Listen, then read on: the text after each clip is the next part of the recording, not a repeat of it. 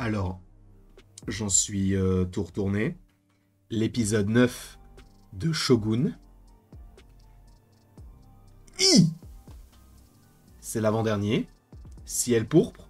On s'attendait à avoir telle chose. On n'a pas eu telle chose. On a eu telle chose. On s'attendait pas à ça. On s'attendait à ça. Et oh! J'espère que vous allez bien, en tout cas que vous avez passé une excellente journée, une excellente matinée, un très bon réveillon, peu importe tout ce que j'espère, c'est que vous portiez à merveille aujourd'hui. On va donc parler de cet épisode 9 de Shogun, qui est tout simplement génial. Et attention, spoiler. Ok, gros spoil. On va montrer des images, on va parler de certaines choses, de certains fils de yin, on va parler de tout ça. Ok? Donc attention, spoiler, si tu n'as pas vu l'épisode. Si tu l'as vu, reste, profite, et on va en parler séance tenant. Mariko, c'est le titre de la vidéo, Mariko? Comment ça? Mariko est tout simplement le personnage principal de cette série. On peut parler de Toranaga, de ses principes, de toute l'évolution de son propos, de l'évolution même du personnage au fur et à mesure avec les alliances qui vont se former. On peut parler de lui. On peut également parler de John qui va vouloir récupérer son bateau, mais à mon sens, comme je l'interprète notamment par rapport à cet épisode final pour le personnage, c'est que c'est une série sur Mariko. Je le vois comme ça, parce que c'est l'un, voire le seul, même si Toranaga avait quelques flashbacks sur une scène, sur l'épisode 6 ou 7, Mariko, elle, sur plusieurs épisodes, on a évoqué son passé. On a évoqué la longue traversée du désert, sa famille, où est-ce qu'elle en est arrivée aujourd'hui, pourquoi. À mon sens, Mariko est le personnage le mieux développé et est le personnage principal de ce projet-là. Parce que on va commencer l'épisode avec donc son accession, on va dire, à la religion, notamment au christianisme, avec donc les Portugais, qu'on avait déjà vu, hein, notamment dans l'épisode, mais là, donc, on a le père ou le curé, je ne sais pas vraiment quel est son grade, mais en tout cas, on voit, on apprend du coup comment ils se sont rencontrés, elle qui était toute seule, qui s'est fait récupérer, et qui a fini par se tourner vers le christianisme. Bref, on a, en général, dans ce genre de programme, beaucoup de choses qui sont en lien avec le passé d'un personnage, afin qu'on puisse véritablement bien terminer sa fin. Et là, bon, on reste sur notre fin en soi, puisqu'il reste encore un épisode, mais on ne va pas se mentir, cette série est sur ce personnage, du coup, de Mariko.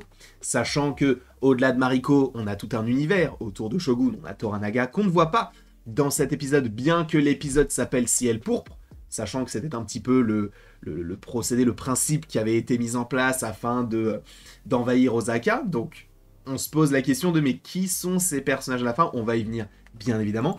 On a une petite relation un petit peu évolutive également du côté de Yabushige et de John. On comprend que John assimile de plus en plus le japonais sans véritablement être bilingue bien sûr, hein. Il n'est là que depuis quelques semaines, peut-être quelques mois.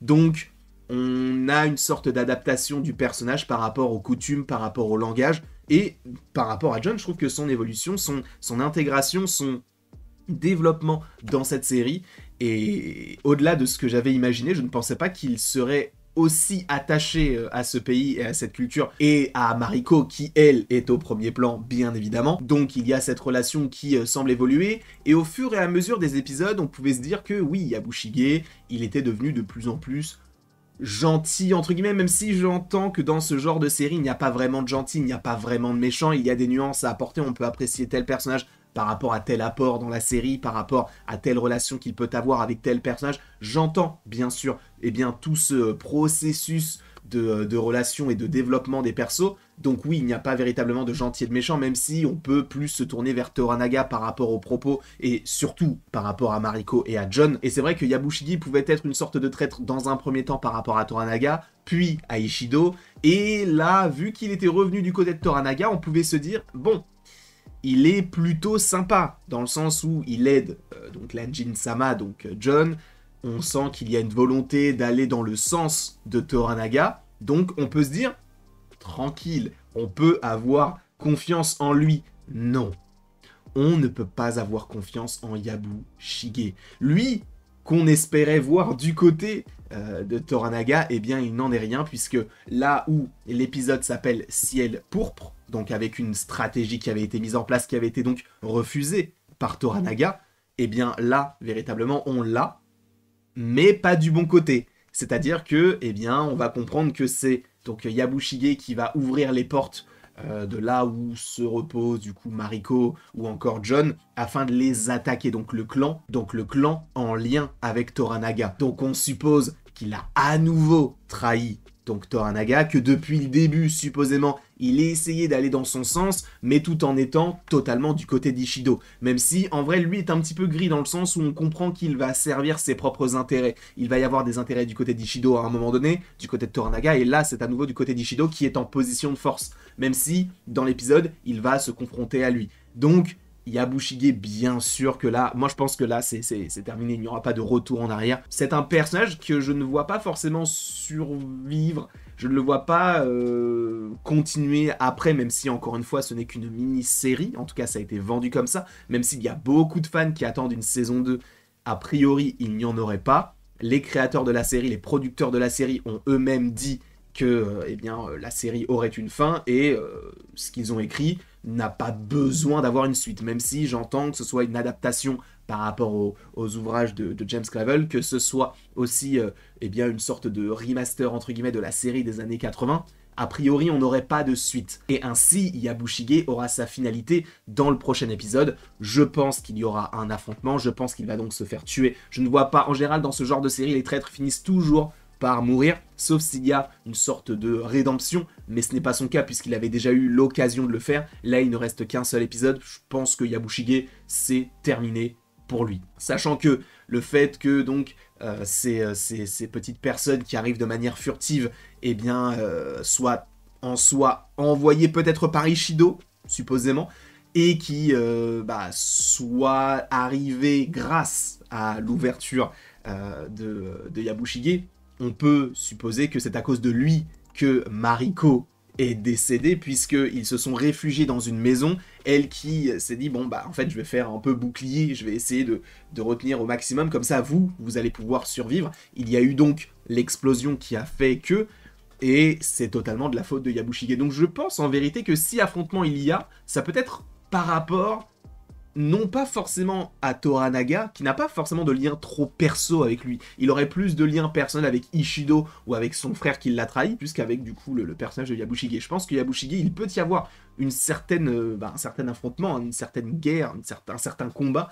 entre lui et John, parce que là, il y aura véritablement des incointances, puisque c'est sa faute si, donc, ces personnes sont arrivées et ont tué, en soi, Mariko. Bref, sachant que Mariko, en plus de ça, bien sûr, se rapprocher encore une fois de plus, même s'il s'aime, bien évidemment, par rapport au personnage, du coup, de John. Alors, il est possible même que le personnage, du coup, de Buntaro puisse lui aussi apporter peut-être sa colère, sa haine, puisque on sait qu'il aime Mariko, même si, bon, elle ne l'aime pas, et qu'il a été, évidemment, ignoble avec elle. Il y avait aussi ce côté de Seppuku, et donc le personnage de John arrivait pour faire cette tradition-là. Sauf que si t'avais encore une fois cette scène-là, évidemment, ça aurait peut-être fait un petit peu doublon, on est dans une série, donc il faut un petit peu de rebondissement, c'est pour ça qu'à un moment donné, boum, qui arrive, eh bien, le personnage, donc, de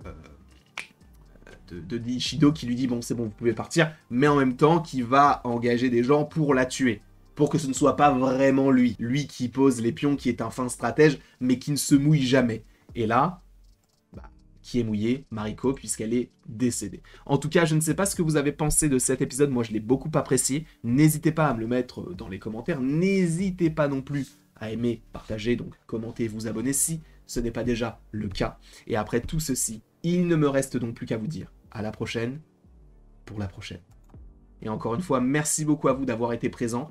J'ai hâte d'être à la semaine prochaine pour pouvoir parler du dernier épisode de la série Shogun.